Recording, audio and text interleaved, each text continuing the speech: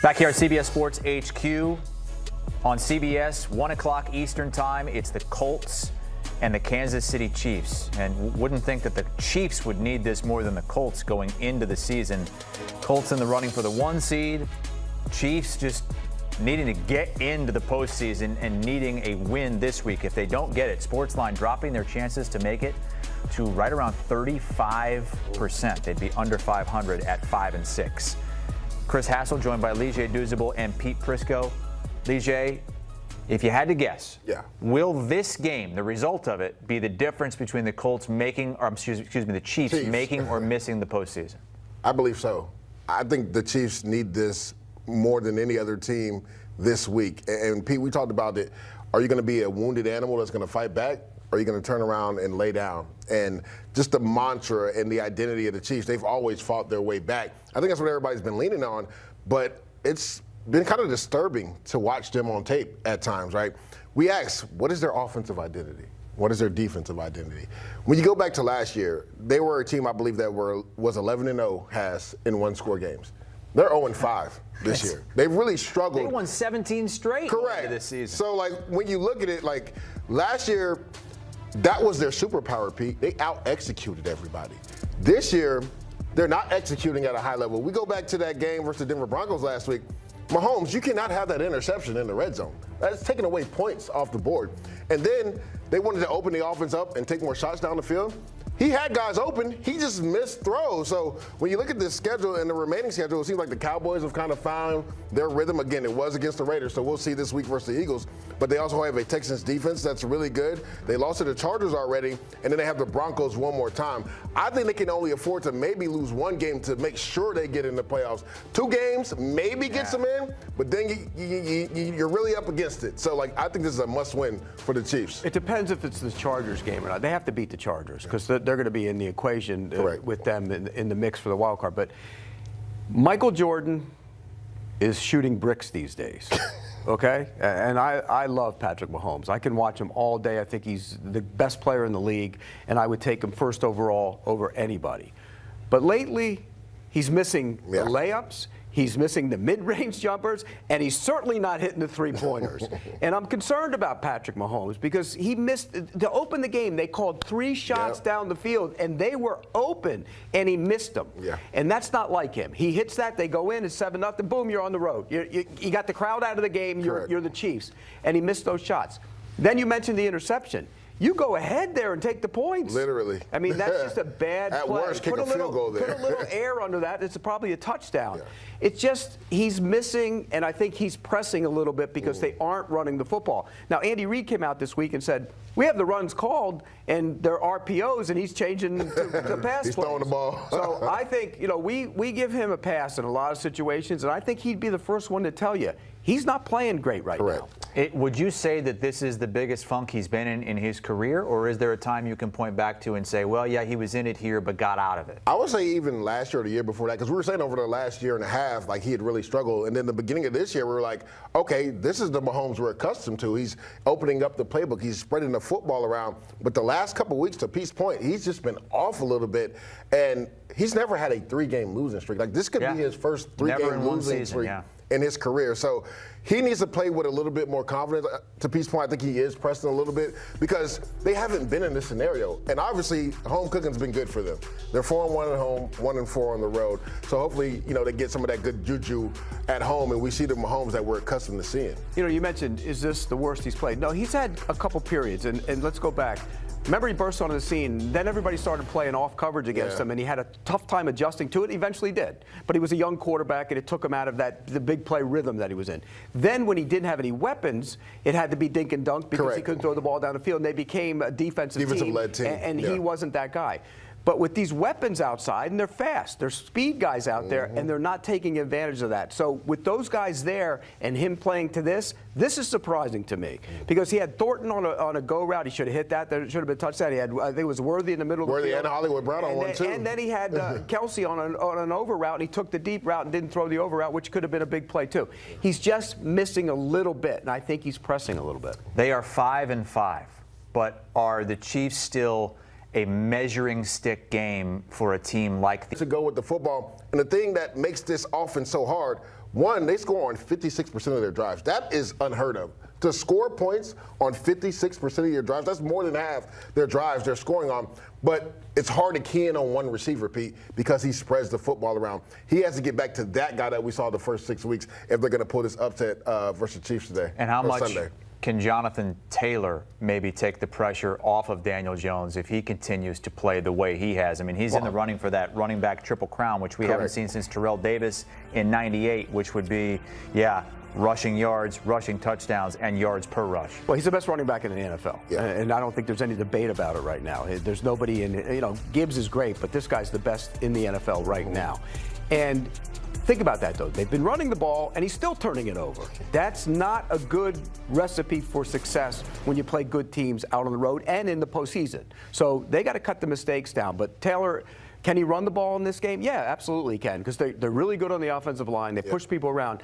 And by the way, if you're the Chiefs, somebody all week tell Chris Jones it's a big game. Tell him maybe it feels like a playoff game, because we know how he shows up in big games, and he hasn't showed up a lot. And I think that defense has been a concern, particularly on the front. You said, how can he take the pressure off? You just got to continue to give him the ball. We saw that versus the Atlanta Falcons. Even down in that game, they were still running the ball, and then Jonathan Taylor breaks off an 83-yard run to essentially ice that game. The only time Jonathan Taylor has been stopped, the Indianapolis Colts stopped him. People will say the Steelers stopped him. If you go watch that game, he didn't get the carry. So it's just like, Shane Steichen, I get it. You know teams are going to want to stack the box and stop Jonathan Taylor. But when you have a guy that's that special in the backfield, when you have an offensive line that blocks that well, that's your identity. Lean on Jonathan Taylor. You've seen your quarterback start to turn the football over these last couple of weeks. Take some of that pressure off. Jonathan Taylor is so special. When you think you have him bottled up, you don't. He can get to the outside. And the difference between him and most running backs is when he gets to the second level, Pete, he's gone. Yeah. By the way, he had 4 carries on the first 3 drives in that Pittsburgh game. 4. They stopped themselves. Pittsburgh didn't stop them. They stopped themselves by not giving him the ball enough. Should be a heavy dose of Jonathan Taylor in this game, but the Colts are 3.5-point underdogs. What's your play against the spread in this game, Leger? Give me the points with the Colts. Again, we talked about this. What is the identity of the Kansas City Chiefs? I know they are a wounded animal right now, but they just haven't looked good on offense or defense. Like, we're talking about Patrick Mahomes in that offense. That defense hasn't been as dominant. And we talked about this yesterday, Pete. They have not been able to get to the quarterback consistently. If you allow quarterbacks to just, burp the baby in the backfield and have all day to survey the field, it's going to be tough for your defensive backs, who actually have played really well, especially their young corners. I just think this run game with Jonathan Taylor, I think Indiana Jones comes back into the fold. We've seen Daniel Jones the last couple of weeks. Indiana Jones comes back into the fold. Give me the points with the Colts. Did they win the game, though? I think there's a chance they outright win, but I don't think they win. I think they cover. I think it's a field goal game. I think Jordan's going to take his slump and kick it to the side and start throwing alley-oops and dunks and three-pointers all over the place. I think he gets back to being himself in this game. He's hard on himself. You kind of heard that from him this week. I think he has a big day against that Colts defense. And no Buckner in there is that's big for them. But you know who may be back this week? Charvarius Ward, the old Chief. So, there might be a little revenge game for him, right? He might be making his return from that concussion. That was a couple teams ago. Yeah, it doesn't matter. You never forget a team that lets you walk out the door. You never forget a team that lets you. What's up, Chiefs Kingdom? This is your go-to update. Today, we're talking about redemption, pressure, belief, and the moment where the Kansas City Chiefs face the crossroads of this season. It's been a wild ride. The Chiefs started 0-2, the first time under Patrick Mahomes that's happened, and then they surged, winning 5 of 6, looking like Super Bowl contenders again. But then the floor dropped out. 2 straight losses to AFC playoff competitors, and suddenly the division crown? Out of reach. A wildcard berth? At risk. The playoffs? Hanging by a thread. Here's the pivot point. Rookie left tackle Josh Simmons. He returns after a 4-week absence for personal reasons, and his comeback might just be the jolt this offense desperately needed. Think about this. Protection for Mahomes has been a glaring weak link, and Simmons' return signals we're back in business on that blind side. According to recent reports, he's allowed minimal pressures among the best rookie left tackles in the league so far. Now, imagine Mahomes standing tall in the pocket, not hurrying, not afraid of chaos. That's what this Kansas City offense was built to do. Simmons' presence reinstalls that belief, but make no mistake, this isn't an easy fix. He had penalties, he had some pressures. Coach Andy Reid said it was a big assignment returning against one of the NFL's elite pass rush teams, and that Simmons handled it respectably. The timing couldn't be more critical. The offense hasn't been elite. The supporting cast, the weapons, the scheme, somewhere, something is off. But protection? That was one of the clearest problems. Now, the left tackle position is no longer the first red flag on the list. That means the focus shifts to how Reid and Mahomes actually use that improvement. Here's where you, as a fan, ignite. This roster has the experience, the star power, the mindset. But they're not just fighting opponents, they're fighting a narrative. The idea that the dynasty is slipping. The whispers that maybe the Chiefs aren't the unstoppable force anymore. That, right there, is motivation. And Simmons' return is the first visible sign of, no, we're not done yet. Picture Arrowhead at full volume this season. Crowds roaring again, Mahomes dropping back, the O-line holding firm, receivers sprinting downfield.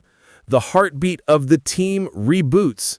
Simmons on the field equals Mahomes more comfortable, equals offense starts clicking, equals momentum swings. That's the chain reaction. Yes, there are still hurdles. The division race is tougher. The schedule doesn't soften. Every game now is critical.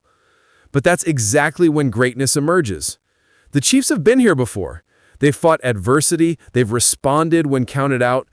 So while the critics talk and while the numbers sting, what matters most is belief. And today, that belief is reinvigorated by one rookie stepping back into his spot.